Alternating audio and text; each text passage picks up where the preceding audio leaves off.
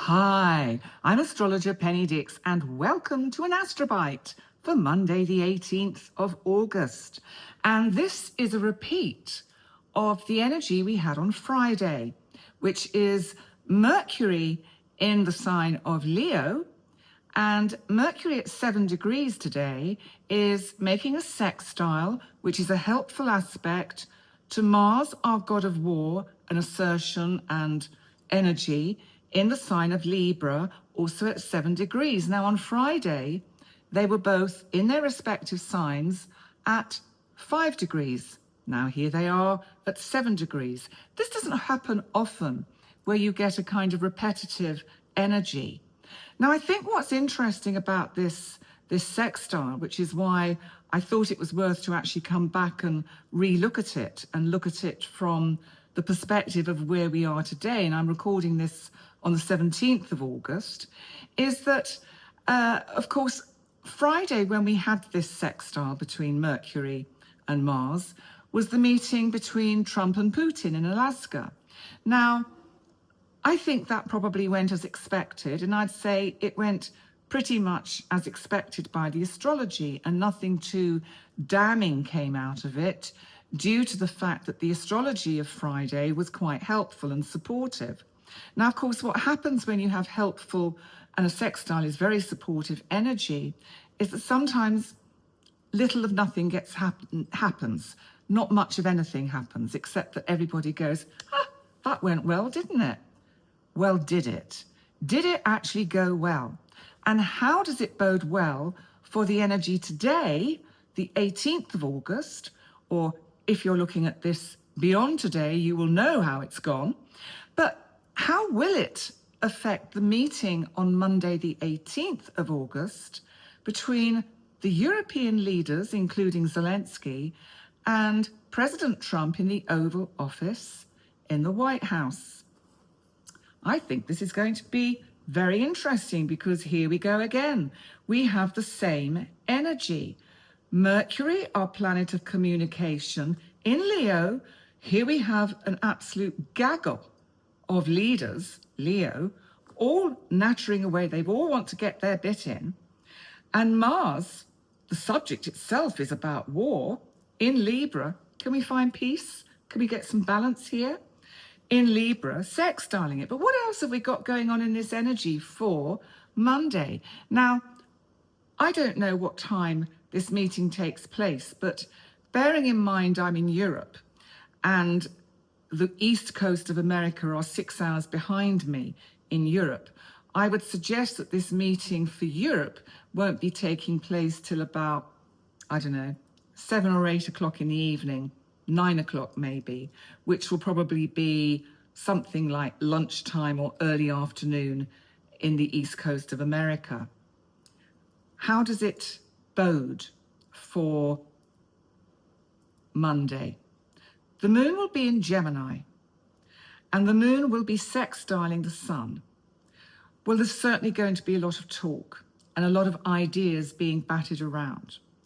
Now, we look at the background of what's going on with the energy, and we've got Uranus in Gemini, which of course is always going to bring disruption and surprises and shocks and twists and turns. And Uranus, of course, is trining Pluto. Now, this again is a helpful aspect. And Pluto, of course, retrograde in Aquarius, really is trying to bring in change the whole way that we operate within the boundaries of governments and anything of that genre. And Aquarius, of course, is the sign that talks about the community at large, the collective community. So there are going to be some upsets coming along and shocks and changes. And, it really is fascinating, because the energy in this chart for Monday, we also have the sextile between Uranus and Neptune. So there's some confusion there, some illusion coming in. And between Neptune, Saturn, conjunct, and Pluto. Without going in individually to what these planets all mean, because it's it's fairly clear. You've got Uranus that is all about shocks, the unexpected. It's in Gemini. Shocking talk, surprising talk, imaginative talk, innovative talk, sextiling Neptune, inspiring ideas, but a little bit maybe wacky. And Saturn saying, oh, no, I don't think so. That's not going to work. And we're coming up to September when we have eclipses. And as you know from history, eclipses are always pretty profoundly accurate in terms of the changes they can initiate. We've also got this new moon coming up at the end of the week on Saturday, on the 23rd, in Virgo at the 0 degree of Virgo, which is a very powerful point of any sign. And so the energy in general, we would say, or I would look at this energy and I would say, yeah, I think they'll have a pretty good discussion. I think it'll be pretty, powerful. But something worries me. Now, what I'm doing is I'm looking at the ascendant of the chart, and I'm sorry I can't share it on the screen, but I'm recording on the iPhone, and I have no idea how I would do that. Anyway, the ascendant is Leo, so this is about leaders. So we have this, as I say, gaggle of world leaders, all in the White House. Is that a good place to put them all together? In the Oval Office? Just saying, just wondering, just thinking. The sun in Leo, 25 degrees, sextiling the moon. So we've got, trying to get a little bit of a balance there between the moon and the sun. But the sun in Leo is about leadership and egos. Are these leaders going to be able to keep their egos under control? And, with everybody out of the continent, Europe, well, have we left the back door open with Russia? Just saying. So, what would be the outcome of this meeting? Well, let's methodically go through the actual energy, because I'm not sure. I mean, all I can do is interpret the energy. I can't predict the future, contrary to popular thought. Predicting the future is a very dangerous game. I can give you a general idea of the energetic way the cosmos is pointing us and the pitfalls. And I think we're going to see, with Mars in Libra, we're going to see the world leaders acting with tact, charm, and all trying to be fair. I think they are going to be treading on eggshells around each other, especially around the host. And they are going to be feeling quite motivated to create harmony, but they're looking for a win-win situation for everyone, which is a good way to go into a deal, as we've been told. This leader of America likes to do a deal, do a good deal. And there's something about the Libran energy which is about looking for balance between being assertive and cooperating. So then we look at Mercury in Leo. Well, Mercury in Leo is really going to be passionately communicating with great confidence about the rights and the wrongs of all of this, and be very persuasive. And we may see a world leader standing out, being very persuasive with their flair for storytelling. Which particular leader? I don't know. Maybe all of them to some extent. But they are all going to want to be seen to come out with the winning idea. So there will be a little bit of ego competitiveness. But the sextile is helpful. It's cooperation between the mind and the willpower. The mind is Mercury and willpower is Mars. there's an opportunity that can come through this energy, that the ideas that come can be possible to initiate, but to not be reckless.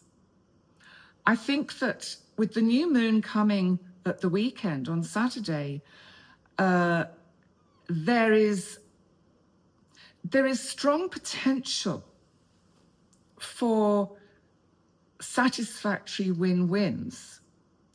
But my gut says, do you know the line from the song, Amy Winehouse, Rehab, just came into my mind, which was, but I say no, no, no. Well, just saying, I think there'll be a lot of passionate dialogue. Let's put it that way. I think there will be a lot of, I think the American president will be trying to persuasively sell his ideas. He will have a sort of structure of ideas of what he thinks is the best way to go forward. And of course, we know, being the rest of the world, that if it includes Ukraine giving up any inch of territory, it will not be acceptable. Because the thing is, and this is the hard truth, and this is really what they've got to somehow get across to the American president, is that you give Putin this, you're actually giving him Europe. You are giving him a free go to come into Europe at any time he wants. Now, I know a lot of you don't like me talking about politics. So at this point, for those of you that don't like the political aspect, think back to what you were doing on Friday on a personal level. I'm just trying to think what I was doing on Friday. Gosh, I can't remember. I'll think about it later. Because you've got a chance to, you've got a second go. This is like, oh, I've got two for the price of one. I can actually have another go at this. I can have a go at this. I can resell my idea with enthusiasm without coming across as too pushy. And you will find that you have the mental agility to chop and change around with the different ideas and bend with the flow of the information as it comes in for you. There's something with this energy that gives you the opportunity to make things happen, not just talk about things happening. And depending on what's going on in your own individual lives, you can inspire action in others, even in yourself, because you will be feeling confident, empowered about your ideas, about the way forward with your own situations in your own life. What are the pitfalls? The problem is we paper over the cracks. We actually think, because we feel, because it's nice energy, so we think, oh, well, actually, oh yes, that person really undermined me or was, really gaslit me or whatever. And we think, oh, it's okay. I'm sure, we can get beyond it. I'll be the bigger person. No, there are some forms of behavior that are not acceptable. Do not let complacency allow you to allow really spies into your camp. There's something here about the element of allowing people to get away with something just because you're feeling magnanimous and generous. Don't lose sight of the reasons why you were aware of their toxicity in the first place. Don't allow yourself to be charmed by people into agreeing to something that maybe they're not even going to follow through on, leaving you hanging in the lurch. Now, I thought with this energy, because there is something about the connection you get between Mercury and Mars, Mercury in Leo, Mars in Libra, which brought to mind to me the sense of how easy it is to be gaslit, which of course is a relatively recent term for another undermining your sense of self and power and belief. And I thought it might be quite useful to look at some quotes that actually help us understand what gaslighting is about, because we get all these phrases thrown at us, or someone says, oh, he gaslit me, or she gaslit me, or whatever, and we don't actually really know what it is. And let me tell you a secret. I didn't till recently, but also there are so many good videos on YouTube that you can listen to it, and you listen to it and you think, oh my goodness, yes, I've been gaslit. And then you think, oh, thank God I know now. Now, here we go. This is all about gaslighting. It's a distortion of reality. It's a manipulation of perception, and it erodes the trust you have in your own mind about who you are. So there's an unknown quote here, which is, gaslighting is when they tell you that the lights aren't flickering, even though you're standing in the dark. And you're like, there's another unknown here, which is abusers don't just want to control your actions. They want to control your perception of reality. So they normalize what is actually an abuse. And because, on the whole, people that get gaslit are nice, kind, trusting people pleasers probably, and people that are too nice, it makes the gaslighter's job so easy. An unknown quote here. Gaslighting is not about the truth, it's about power. Now, this next one is another unknown, but it's very powerful. It's the hallmark of gaslighting is that you start doubting yourself, even when you know you're right. And that is really uncomfortable when we realize we have allowed somebody to get inside our head and psyche to such an extent that we know that they've actually convinced us that's about something that we know on an inner level isn't true.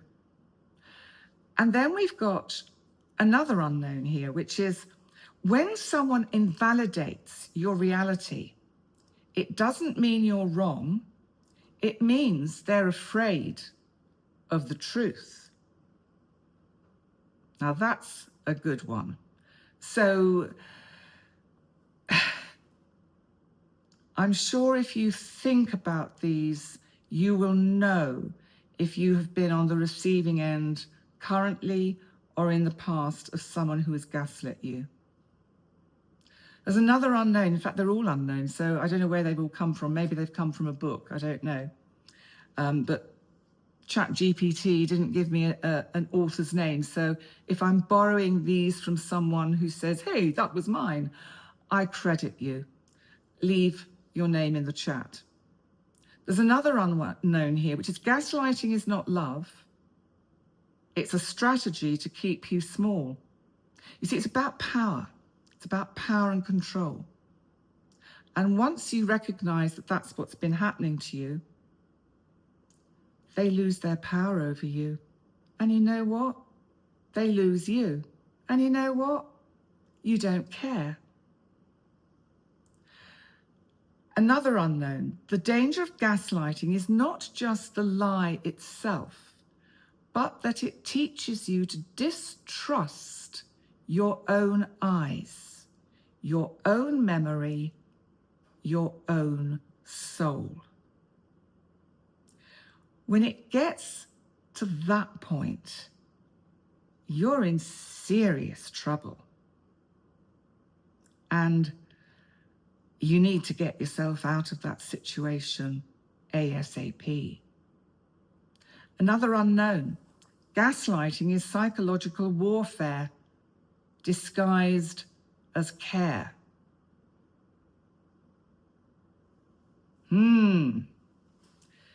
Be very wary of that. And finally, yet another unknown quote. Healing begins when you realize the voice in your head saying, maybe it's me, was planted there by someone who feared your clarity.